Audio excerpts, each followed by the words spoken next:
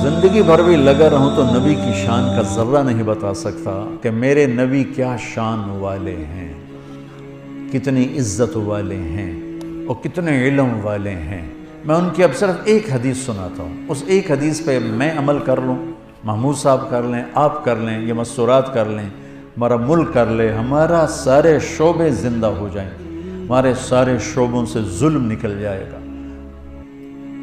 ناانصافی نکل جائے گی، برکتیں آئیں گی، ہماری زمینوں کا پانی نیچے جا رہا ہے، 100 فٹ تک ہم پائپ ڈال رہے ہیں، 40 فٹ کنواں، پھر آگے 100 فٹ پر بھی پانی نہیں آ رہا ہے، اس قدر بے برکتی کا سامنا کرنا پڑ رہا ہے۔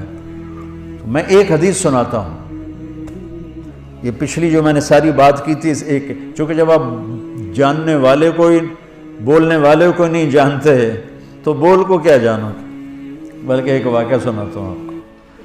عبد الخالق تھے، وہ ڈی آئی جی ریٹائر ہوئے، میرے بڑے اچھے دوست تھے، تو وہ پروموٹ ہوئے فیصل آباد سے، ایس ایس پی سے ڈی آئی جی پروموٹ ہوئے، تو یہاں کافی سروس کر کے گئے تھے، وہ آگے 4 مہینے لگانے، تو اس وقت یہاں ظفر لک میرا اسکول کا بڑا اچھا دوست تھا، سینٹرل ماڈل اسکول میں اکٹھے پڑھے، 1 سال میں آگے تھا، وہ پیچھے تھا، لیکن ہمارا ہاسٹل میں کمرہ ایک تھا۔ میں نے اس سے کہا چلو تمہیں ظفر سے ملاتا ہوں، وہ کہنے لگا میرا وہ بیچ میٹ ہے، میں نے کہا میرا اسکول میٹ، چلو۔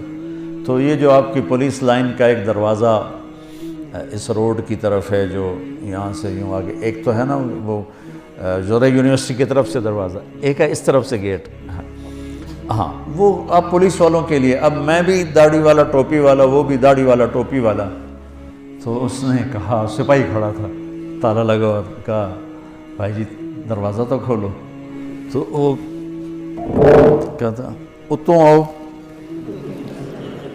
بڑے اتوں آؤ، اسے کیا خبر کہ یہ بلا کھڑی ہوئی ہے، پولیس والے کے لیے، سپاہی کے لیے تو ڈی آئی جی بڑی بلا ہے، معذرت کے ساتھ محمود صاحب سے، انہوں نے کہا 2 صوفی صاحب نے میرا کی کر سکتے، اچھا جون کا مہینہ تھا، شدید گرمی، انہوں نے پھر کہا بھائی تیری بڑی مہربانی، کھول دے، گرمی بہت ہے، وہ دروازہ بڑا دور ہے تو یہی کھول دے۔ کہا صوفی صاحب تجھے سنیا نہیں، اتوں آؤ۔ اس نے تیسری دفعہ پھر محنت کی کہ بھائی کھول دے، تیری بڑی مہربانی۔ کہتا ہے تجھے میرے مغرب پہ آگے، میرے کو چابی کوئی نہیں، آگے کو نہیں تالا لگا ہے۔ تو اس کے بعد اس نے کہا میرے بھائی میں عبد الخالق ڈی آئی جی، وہ کرتا ہے سر زمین تے ہی بہ گیا، اس نے کہا میں مارے آ گیا، یہ تو ڈی آئی جی میں نے لے دے گیا۔ اس نے کانپتے ہاتھوں سے چابی نکالی اور ایسے کانپتے کانپتے اس نے تالا کھولا، اور بیچارہ لگتا تھا ابھی فوت ہو جائے گا۔ تو میں نے کہا مجھے آج ایک بات سمجھ میں آئی، جب تک بولنے والے کی قدر نہ ہوگی، بول کی قدر کون کرے گا؟ ہمارے دلوں میں اللہ کے رسول کی وہ قدر ہی نہیں رہی، ورنہ میرا دیس جھوٹ بولتا، میرا دیس ملاوٹ کرتا، جوئے کے اڈے چلاتا، زنا کے اڈے چلاتا، سیاست کے نام پہ فرعونیت کرتا، جانتے ہی نہیں ہمارے نبی کی ہے، ہمارے نبی ہیں کون؟ تو اتنی بڑی ہستی کی ایک حدیث سنا رہا ہوں، اللہ کی قسم، دنیا بھی آپ کی، آخرت بھی آپ کی، جس مرضی شعبے میں ہو۔ آپ نے کہا 4 اذا کانت فیک ما درک ما فاتک من الدنیا، 4 باتیں مجھ سے لے لو، 40 نہیں، 400 نہیں، 4 کہ 4 باتیں صرف مجھ سے لے لو اور آنکھیں بند کر کے سو جاؤ، دنیا بھی تمہاری، آخرت بھی تمہاری۔ میرے نبی کبھی بڑے بڑے وظیفے نہیں بتاتے تھے، امت کو سہولت میں رکھا۔ تو فرمایا 4 باتیں لے لو، دنیا بھی تمہاری، آخرت بھی۔ صدق و حدیث، ہمیشہ سچ بولنا، جھوٹ نہ بولنا۔ میرا دیس، میرا بازار، میری تجارت، میری زراعت، میری سیاست، سب جھوٹ پر ہے۔ صدق و حدیث، حفظ و امانت، کسی کو دھوکہ نہ دینا، دھوکہ نہ دینا۔ فراڈ نہ کرنا، غلط FIR نہ کاٹنا، دھوکہ نہ دینا، بے گناہوں کو 302 میں نہ دھر لینا۔ کتنے بے گناہ پھانسی چڑھ گئے۔ حسن و خلیقت، اخلاق اچھے رکھنا، گالیاں نہ دینا، بدتمیزی نہ کرنا، میٹھے بول سے لوگوں کے دل خریدنا، بشاشت سے مسکرانے سے لوگوں کے دلوں پہ راج کرنا، عفت فی طعمت، رزق حلال کمانا۔ 4 باتیں، اور اس میں پورا دین میں نے میں نے نہیں ڈالا، میرے نبی نے پورا دین ڈال کے دے دیا۔ فرائض کے بعد نمازی تو چھٹی کوئی نہیں، میرے نبی کے نواسے نے سر کٹایا، نماز نہیں چھوڑی، اپنی ساری اولاد ذبح کروا دی، نماز نہیں چھوڑی۔ اس کے بعد کون یہ کہہ سکتا جی پڑھی نہیں جاندی؟ اور فرائض کے بعد میرے نبی یہ 4 باتیں بتا رہے، سچ بولنا، جھوٹ نہ بول۔ ہائے ہائے، میرے نبی نے کہا کہ اور کسی کو دھوکہ نہ دینا، دیانتداری سے چلنا۔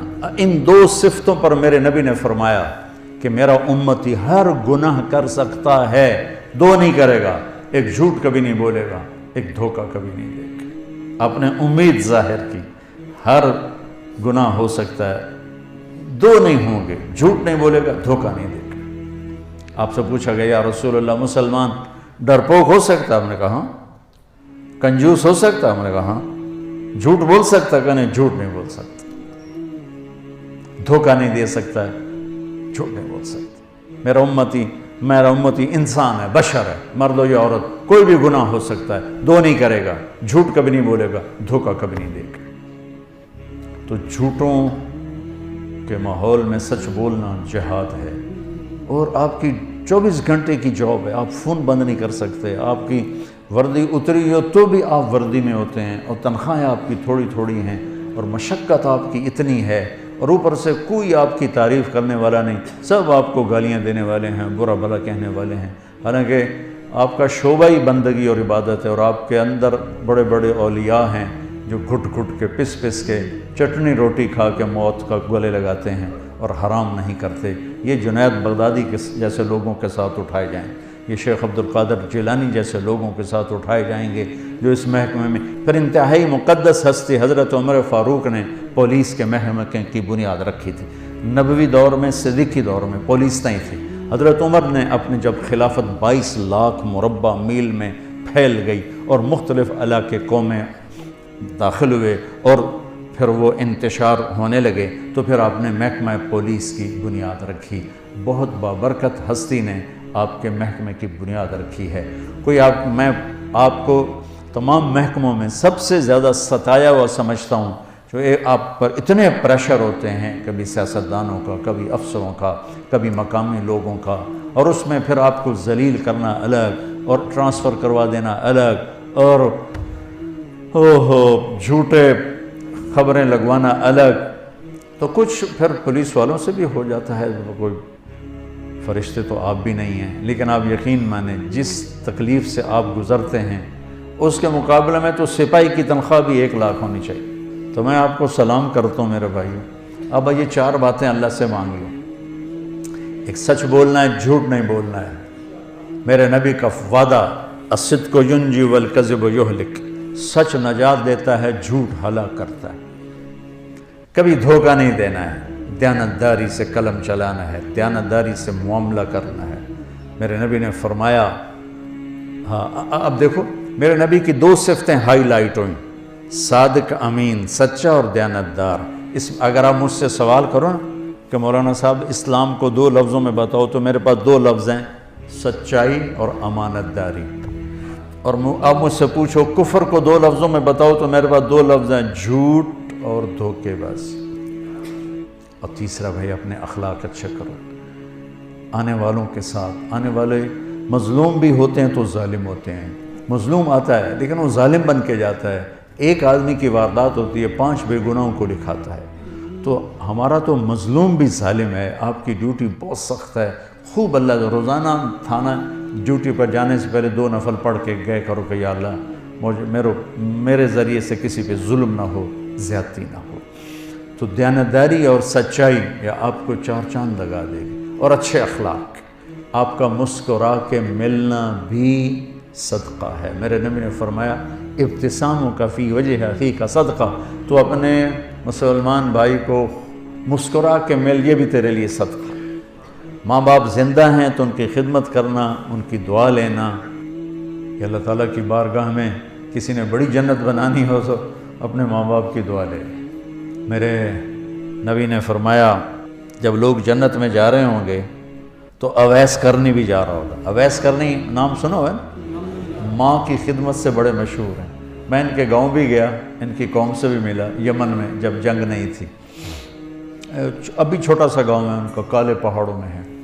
فرمایا کہ جب لوگ جنت میں جائیں گے تو اویس بھی جائے گا، جب جنت کے قریب جائیں گے تو اللہ تعالیٰ کہے گا باقی چلے جاؤ، اویس کو روک لو۔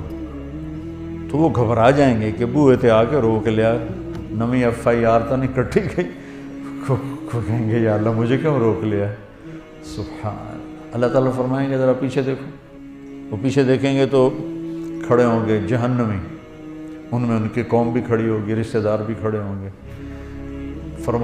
اللہ فرمائیں گے تو نے جو ماں کی خدمت کر کے میرا دل خوش کیا ہے، یہ سب جہنمی کھڑے ہیں، جس کے اوپر تو انگلی رکھے گا تیری طفیل جنت میں ڈال دے، تیری طفیل جنت میں ڈال دے۔ تو یہ اتنی بڑی بندگی ہے، اتنی بڑی رحمت ہے، تو اپنے ماں باپ کے لیے وقت نکالو۔ آپ گھروں والے ہو تو اپنے بچوں کے لیے، گھر میں تھانے دار بن کے نہ جاؤ، خامد بن کے جاؤ، باپ بن کے جاؤ، بھائی بن کے جاؤ، ساری تھانے داری باہر رکھ کے آؤ، اور اپنے بچوں کو ٹائم دو، پیار دو، محبت دو، بیوی کو۔ تنخواہیں تھوڑی ہیں، مشکلات زیادہ ہیں، تو میں ایک آپ کو وظیفہ بتاتا ہوں اللہ کی بارگاہ سے رزق کے حلال دروازے کھلوانے کا، چونکہ رزق حلال، چوتھی چیز کیا ہے؟ رزق حلال۔ ایک صحابی تھے سعد بن معاذ، وہ بیٹھے تھے آپ کی محفل میں، تو میرے نبی کی نظر ان کے ہاتھوں پہ پڑی، تو وہ بڑے سخت ہارڈ قسم تھے۔ تو آپ نے کہا سعد اے کی، کہ یا رسول اللہ اپنے بچوں کے لیے روٹی کماتا ہوں اور خود اپنے ہاتھ سے کام کرتا ہوں، تو میرے ہاتھ یہ ہیوی ہارڈ ہو گئے، تو مجھے دیکھو۔